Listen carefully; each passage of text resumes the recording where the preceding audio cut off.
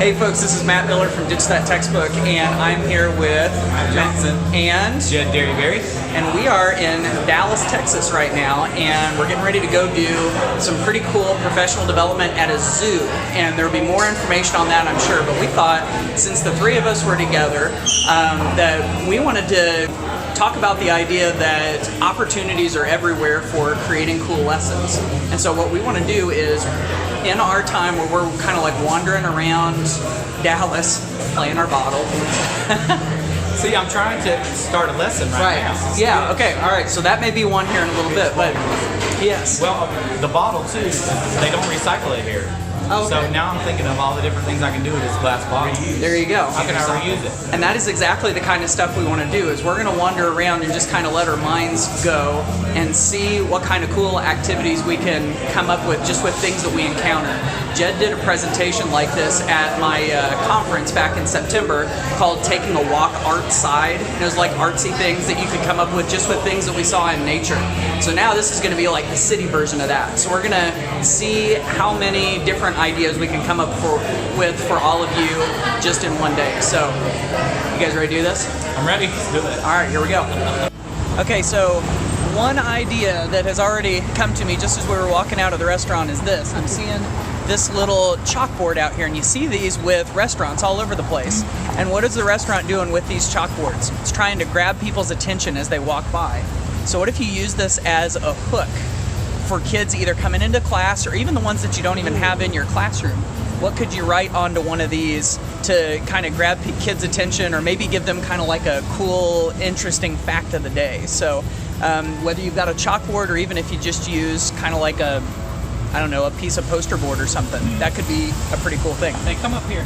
Okay, nope, we're still rolling. We're good. Rolling? Okay, yeah, what do you got? Well, I was just going to talk about this, like just walking through the town. This is a great science experiment just right here. Oh yeah. What happened to these plants, and why are these thriving?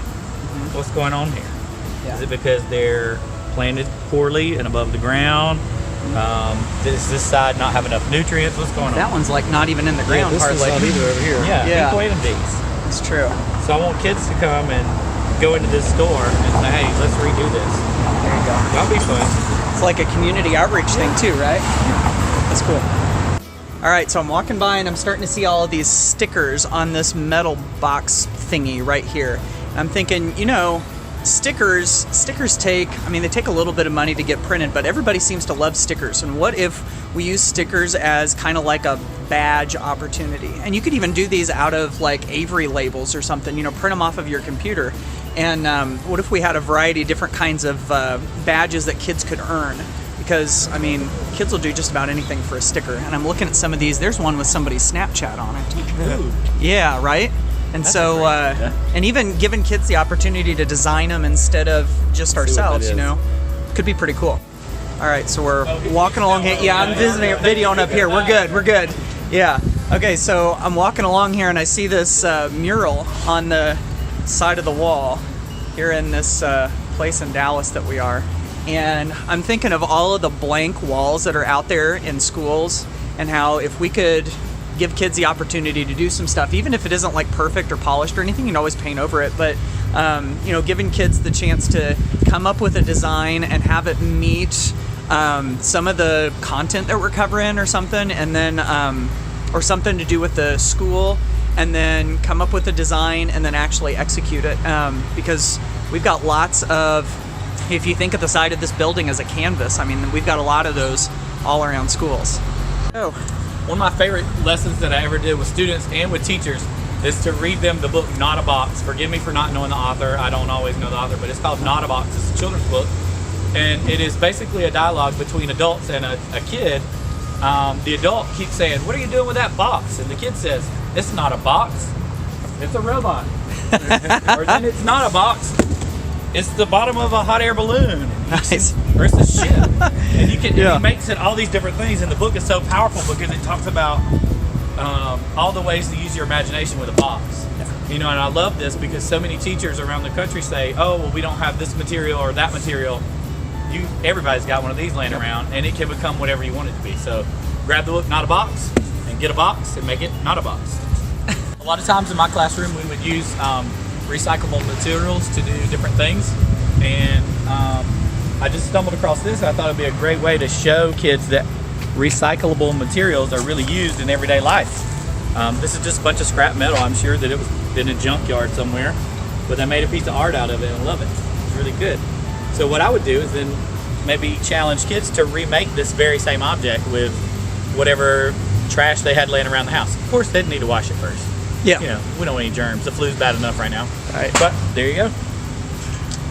All right, so we just walked by this restaurant, and I'm not totally sure what this thing is, but here's what I'm seeing in it, is that basically it kind of looks like a bulletin board that somebody could put like a poster up on. And I'm thinking, you know, give kids the opportunity to either display what it is that they've learned, or some sort of cause that they're interested in, or something that they're passionate about outside school, and put it up there. It does. So I was just standing there and I saw this plant, and it reminded me of hair. And so here's what you do, is you have this plant, and then you have to create with your students what kind of creature is attached to it underneath the dirt. Oh, that's great. And draw it, sculpt it, paint it. I don't care. Build it out of the material. If you just stuck your head right there and take a picture. Yeah. Oh yeah, we got to do that. Yeah, So absolutely. let's get down here.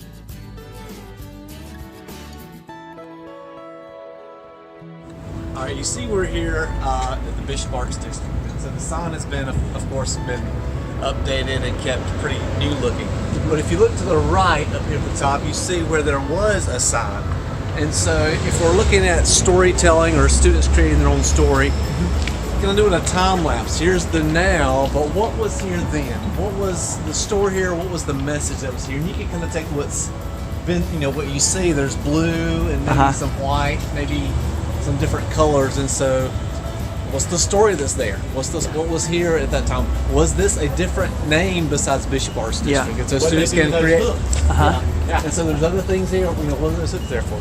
Yeah. Right, so Yeah. So what's the story? What's the time lapse? What's the history? You know what you could do?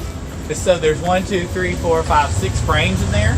You could have students like pretend that this was a comic book, and these are the frames, and Yeah. they had to tell their story. And if you had older students, you could use this as like a, you know, more pages. You know what I'm saying? Yeah. Or what if you even looked at the front of this building and made it like a history thing, and you kind of like did a mashup of history and this, and said like, you know, pulled some sort of event from history and said, how could you set this, you know, how could this have been set in that This place? is what I love about that, is we're just walking down the street minding our business, and Matt said, oh, I have an idea, and look, his one idea birthed Yeah. 2 more. Right, exactly. All because he said it. So Yep.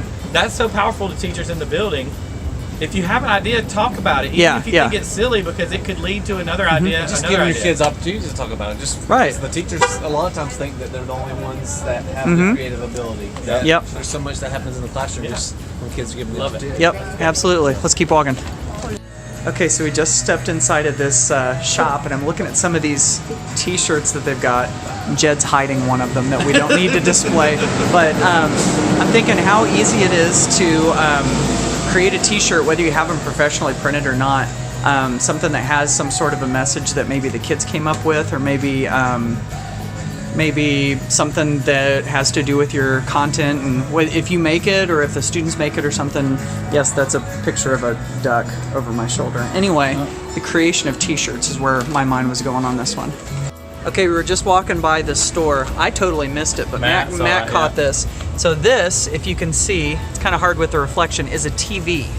It's an old TV. That is one like we all had in college that weighs like 300 pounds. Yes, exactly. And if you look at it, it's painted with gold, and you can see in the background there's all of the what are they? Like, I gotta go tell them I think stuff. It's the that's white awesome. noise. So you know, just looking for if your school's getting ready to get rid of stuff, you might think about what the cool things are that you could do with it. I don't know. That wasn't very insightful. It's but just repurposing, because you think about, you know, when we grew up and you had this happen to your TV, it was just horrible when your TV went staticky. Right. But this is, you know, now we're taking something that you know you hated as a child, and now it's becoming something that is a very I went and cool asked thing. the lady, did she make it? She said no, her boss did.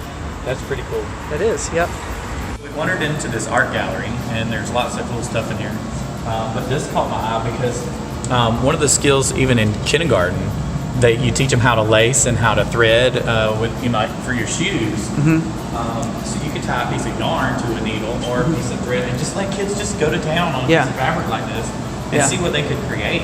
And then make up stories about it, whatever. But just for the sake of creating art, this is really cool. Like, there's no wrong answer to this. You know, you could just do it. I could see even with kids that don't have the fine motor skills totally, you could even do this with like maybe a paper towel and a piece of yarn or something. I mean, there's there's lots of different kinds of material you could do this with, I think. Look at this right here. I love this. You talked about my session, Take a Walk ARTside. This just looks like stuff they've collected outside, put some paint on there and let it dry, and created a piece of artwork for them. Like, you could go gather moss and grass, do a little bit of light spray adhesive, and then just sprinkle paint on it. That's what that is. It's really cool. It's like seeing things for purposes that they weren't intended for. Okay, so I'm just intrigued by the name of this place, Curiosity Pop-Up. Like, I think you should just get all your students together and then just on the count of 3, everybody say what they're curious about. And then that could lead you into so many different areas of learning and discussion. Like, I can't wait to see what's in this store. I don't know what it is. Let's go. It's a great name. Let's go see. Let's go see. Okay, so right after we walked out of this Curiosity pop-up place, we saw this. And so there are, 5 of these bikes. They're called Lime bikes. And basically, what you do with the Lime bike, let me see if I can show you the wording here. Basically what you do is you download the Lime Bike app, you scan the QR code, it unlocks the bike, it costs $1 to ride, and then whenever you're done, you just lock it back up. And so I'm thinking this could become a math-like activity of sorts where, you know, you figure out maybe how much it costs to get a bike kind of like this, and then figure out for $1 a ride, you know, how many rides is it going to take to be able to pay back? It's worth $1 for me just to see how this works. Right? Yeah. Okay, so I just stumbled across this little bench here. And so if you can see the saying on it, says if 2 were the same, 1 would be unnecessary. Be you, be unique. And it's a quote by Dr. Tony Evans, and I love that. But even better than that, this reminds me of, there's a saying I remember from the book Lead Like a Pirate, and they say culture first, culture next, culture always. That's like your next step and one of the most important steps, especially in creating a school community. So I'm thinking, where are some of the places that we could squeeze some of these things in, some of these messages that we want to leave our students with and get them thinking about. Like, here's another one. It says, I don't know if you can see this. This may be backwards. I just realized. I don't know. I like that one. It says, don't miss the miracle being formed in you. And then there's another one over here that's hidden on the back of this sign. It says, my life story will be a good one. I mean, there's some research into like positive affirmations and what they can actually do in your life. So Keep the camera rolling, Matt. Turn around. Okay, turn around. Okay. What just we happened? are talking about learning and all that stuff, and we're bringing you all this good information. Depth perception here, people. You missed it. I about broke my face. Well, that's what was going on. I was trying to keep a straight face. I was just walking There's all this commotion going on while I'm trying to talk. I'm walking around, and this is not a step, you see. It is. It's at least 1.5 feet. I about died while you were filming that. My life story will be a good one. It sure will. Yep. It's going to end right here. It almost ended. That's right. Okay, so we wandered into this comic shop, and of course, just the shop in and of itself is awesome. But we turned around and noticed on the window that there is this little design, and we were looking at it and realized that this is sticky notes. And so, we were talking about the blank walls that we have in schools. How could we use a couple of pads of sticky notes to put a design on a wall or on a window or something? And of course, if we can tie it into our content, even better, or whatever it is that we're talking about in class. And, what does it take to just grab a couple of pads of sticky notes and go to town? All right, so it's dinner time now, and we're at this amazing place called, how do you pronounce it? VTEX, and they've got great barbecue, and this is sort of like the outdoor seating area, which is cool. And so I got to show you where we're sitting. We are sitting in a cutout of a camper, and so that's what it looks like on the outside, and that's what it looks like on the inside. And so how could you use this in your school? Jennifer, why don't you tell us? This would be amazing in your cafeteria. Could you imagine having like a lunch bunch, a lunch meeting with kiddos, or a reward with kiddos, and this being the special place? That would be super cool. Oh, Yes, sorry, did I totally agree. No. All right, folks, so that wraps it up. Inspiration is everywhere. You've got cool things that you can do with your lessons that can be inspired by just about anything, including potentially this cool statue that I've got going on behind me at the Dallas-Fort Worth Airport. So anyway, hopefully that's sparked some ideas, and I'd really be curious to see what ideas you have too. So whether you're on YouTube or on the blog or wherever, if you get a chance to leave me a comment and let me know where some of the inspiration you've gotten from everyday things is, then that would be cool. So thanks for watching, and keep doing great things in your classroom.